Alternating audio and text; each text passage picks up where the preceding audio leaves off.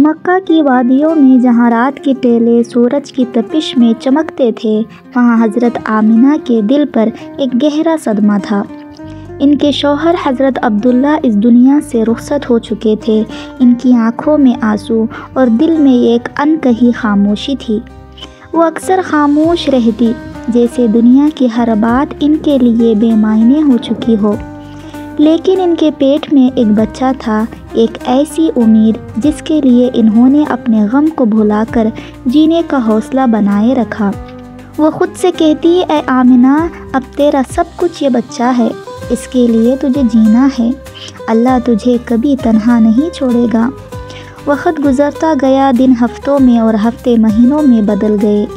حضرت آمنہ کے پیٹ میں 9 مہینے پورے ہونے کو تھے۔ وہ فرماتی تھی، جب میرا بچہ میرے پیٹ میں تھا میں نے عجیب عجیب نظارے دیکھے۔ جب میں گھر سے باہر نکلتی تو بادل کا سایہ میرے سر پر منڈلاتا، جیسے مجھے دھوپ سے بچانے آیا ہو۔ جب میں زمزم کے کنویں کی طرف جاتی تو راستے کے درختوں کی شاخیں میرے سامنے جھک جاتی، جیسے مجھے سلام کر رہی ہو۔ میں حیران تھی کہ یہ سب میرے ساتھ کیوں ہو رہا ہے۔ زمزم کے کنویں پر پانی خود بخود اوپر آ جاتا، اتنا کہ میں آسانی سے اپنی مٹکی بھر لیتی۔ مکہ کی عورتیں مجھے دیکھ کر کہتی، آمنہ ذرا اور ٹھہر جا، ورنہ پانی پھر نیچے چلا جائے گا اور ہمیں محنت کرنی پڑے گی۔ حضرت آمنہ فرماتی تھی، میں نے عورتوں سے سنا تھا کہ جب پیٹ میں بچہ ہوتا ہے تو ماں کو بہت سی تکلیفیں سہنی پڑتی ہیں، کبھی ہاتھ پاؤں میں درد، کبھی سر میں درد، کبھی الٹیاں، کبھی بخار اور کبھی چڑچڑاپن۔ لیکن مجھے ان 9 مہینوں میں ایسی کوئی تکلیف نہیں ہوئی، یہاں تک کہ میرے سر میں ہلکا درد بھی نہیں ہوا۔ راتوں کو انہیں خوابوں میں عجیب نظارے دکھتے۔ وہ کہتی ہیں، میں سوتی تو دیکھتی کہ میرے جسم سے ایک نور نکلا جس نے پوری دنیا کو منور کر دیا۔ مجھے یقین ہو گیا تھا کہ میرا بچہ کوئی عام انسان نہیں ہے۔ حضرت عبد المطلب جو حضور صلی اللہ علیہ وسلم کے دادا تھے، ہر رات دعا مانگتے، اے اللہ، میرا بیٹا عبداللہ تو اس دنیا میں نہیں رہا، لیکن اس کی نسل میں ایک بچہ آنے والا ہے، تو اس کی حفاظت فرما۔ ان کے سارے چچا بھی بے صبری سے انتظار کرتے کہ ان کے بھائی عبداللہ کے گھر بچہ کب پیدا ہوگا۔ یہودی کتابوں میں لکھا تھا کہ جب آخری نبی آئے گا تو اس کی پیدائش سے 10 دن پہلے آسمان پر ایک سرخ ستارہ چمکے گا۔ جب حضور صلی اللہ علیہ وسلم کی پیدائش میں 10 دن باقی تھے، وہ ستارہ آسمان پر چمک اٹھا۔ یہ دیکھ کر یہودیوں میں قہر مچ گیا۔ ان کے عالم نے انہیں اکٹھا کیا اور کہا، دیکھو سرخ ستارہ چمک رہا ہے، اس کا مطلب یہ ہے کہ آخری نبی آنے والا ہے۔ جاؤ پتہ لگاؤ کہ مدینے میں کس کے یہاں بچہ پیدا ہونے والا ہے۔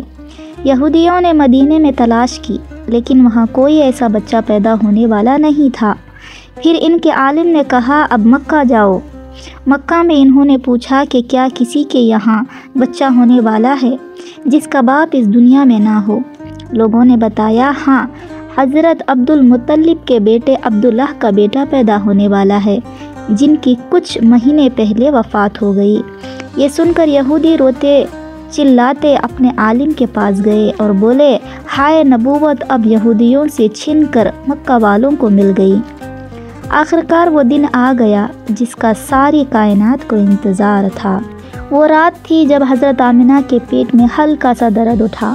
انہوں نے محسوس کیا کہ ان کا بچہ اب اس دنیا میں آنے والا ہے۔ اس رات ان کے گھر میں اتنی غربت تھی کہ چراغ جلانے کے لیے تیل تک نہیں تھا۔ اندھیرے میں ہی وہ درد سہا رہی تھی۔ حضرت عبد المطلب اور ان کے بیٹوں نے گھر کے باہر پہرا دیا تاکہ اگر آمنہ کو کوئی تکلیف ہو تو فوراً انتظام کر سکے۔ پوری رات کوئی نہیں سویا۔ سحری کا وقت ہوا اور اچانک حضرت آمنہ کے دائی شفا کو پکارا۔ 1 گھنٹے بعد صبح ہونے سے پہلے حضور صلی اللہ علیہ وسلم اس دنیا میں تشریف لائے۔ ان کی پیدائش کے ساتھ 3 معجزات ہوئے جنہیں دیکھ کر دائی حیران رہ گئی۔ پہلا، ان کی ناف ان کے ماں کے آنت سے الگ تھی۔ دوسرا، پیدائش کے وقت خون کا ایک قطرہ بھی نہیں نکلا۔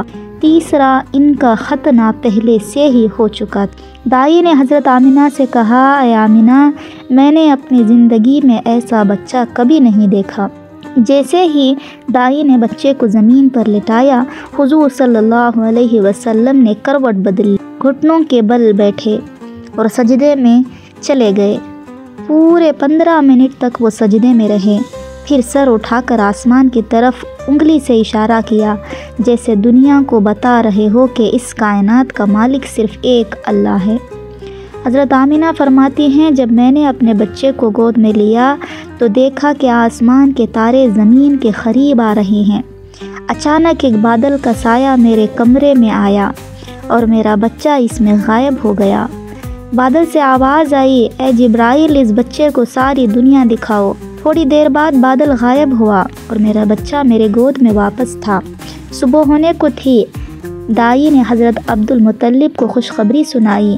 جب بچے کو باہر لایا گیا تو اس کی خوبصورتی دیکھ کر سب کے ہوش اڑ گئے۔ چاچا لوگ اپنے بھتیجے کو دیکھ کر خوشی سے پھولے نہ سائے، یہاں تک کہ ابو لہب نے اپنی باندی سیابہ کو آزاد کر دیا۔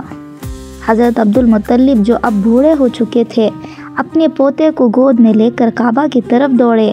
وہاں انہوں نے کعبہ کا غلاف پکڑا اور اپنے پوتے کے لیے دعائیں مانگی۔ پھر انہوں نے بچے کا نام رکھا محمد، جس کا مطلب ہے وہ جس کی محبت زیادہ تعریف کی جائے۔ مکہ والوں نے کہا، اے عبدالمطلب، یہ کیسا عجیب نام ہے؟ انہوں نے جواب دیا، تمہیں کیا پتہ، میرا پوتا ایک دن ایسا انسان بنے گا کہ ساری دنیا اس کی شان میں قصیدے پڑھے گی۔